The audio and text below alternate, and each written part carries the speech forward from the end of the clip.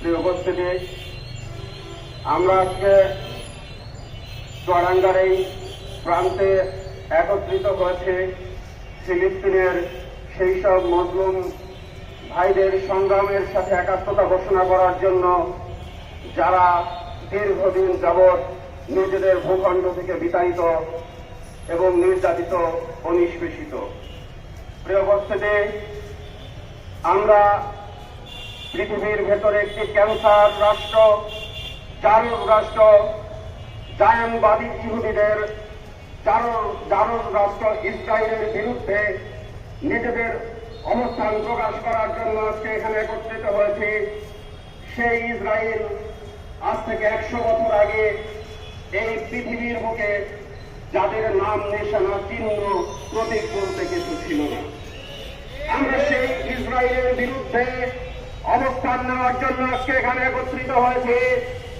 Europe এবং আমেরিকার কূট কৌশলে নীল নকশায় শান্তিপ্রিয় আরব ভূখণ্ডের মধ্যে অশান্তির দাবানল জ্বালানোর জন্য নীল নকশা হিসাবে সারা পৃথিবী থেকে কুড়িয়ে কুড়িয়ে ইহুদিদেরকে একত্রিত করে ফিলিস্তিনের এক খণ্ডে বসবাস করার সুযোগ করে দিয়েছিল।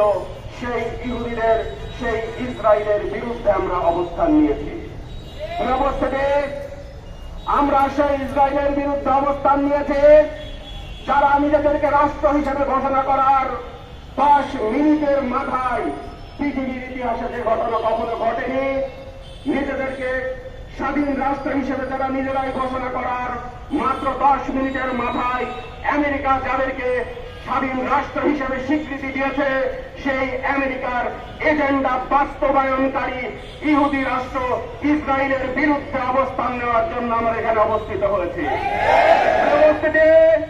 সেই ইসরায়েলের বিরুদ্ধে অবস্থান নেওয়ার জন্য আমরা এখানে একত্রিত হয়েছি, যারা জাতিসংঘ, আন্তর্জাতিক মানবাধিকার সহ সমস্ত আন্তর্জাতিক সংস্থাগুলোর প্রকাশ্যে যাদেরকে সাহায্য করে যাচ্ছে মুসলমানদেরকে ধ্বংস করার জন্য, এই আরব বিশ্ব থেকে মুসলিমদেরকে উৎখাত করার জন্য যে আন্তর্জাতিক সংস্থাগুলো যাদেরকে প্রকাশ্যে এবং অপ্রকাশ্যে সহযোগিতা করে যাচ্ছে, সেই ইসরায়েলের বিরুদ্ধে আমরা অবস্থান নিয়েছি। সেই অবস্থাতে আমরা সেই ইসরায়েলের বিরুদ্ধে অবস্থান নিয়েছি, যারা গত 70 বছর ধরে স্বাধীন ফিলিস্তিনি নাগরিকদের উপর অত্যন্ত নৃশংস বর্বরতা চালিয়ে মুসলমানদের প্রিয় পুণ্যভূমি আল আকসাকে দখল করে ফিলিস্তিনের উপরে শিশুদেরকে সহ নারীদেরকে পাখির মতো গুলি করে যারা হত্যা করে, বৃষ্টির মতো যারা গোলাবারুদ বর্ষণ করে, সেই জারজ রাষ্ট্র ইসরায়েলের বিরুদ্ধে আমরা অবস্থান নিয়েছি। আমরা আজকে এই প্রান্তর থেকে বাংলাদেশের প্রধানমন্ত্রীকে ঘোষণা দিতে, বাংলাদেশের প্রধানমন্ত্রীর কাছে আমরা আবেদন জানাতে চাই যে আজকে বাংলাদেশের প্রধানমন্ত্রী শেখ হাসিনা, নাকি বাংলাদেশের প্রধানমন্ত্রী খালেদা জিয়া, নাকি বাংলাদেশের প্রধানমন্ত্রী চরমনাই বিশ্বের, তা আমাদের দেখার সুযোগ নেই। আমরা দেখতে চাই বাংলাদেশের প্রধানমন্ত্রী ফিলিস্তিনিদের পাশে দাঁড়িয়েছে এবং এই আন্তর্জাতিক রাজনীতিতে মুসলমানদের সাথে একাত্মতা ঘোষণা করে ইসরায়েলের বিরুদ্ধে কঠোর অবস্থান নিয়ে ফিলিস্তিনির পাশে দাঁড়িয়েছে, সেই রকম সরকারকে আমরা বাংলাদেশে দেখতে চাই।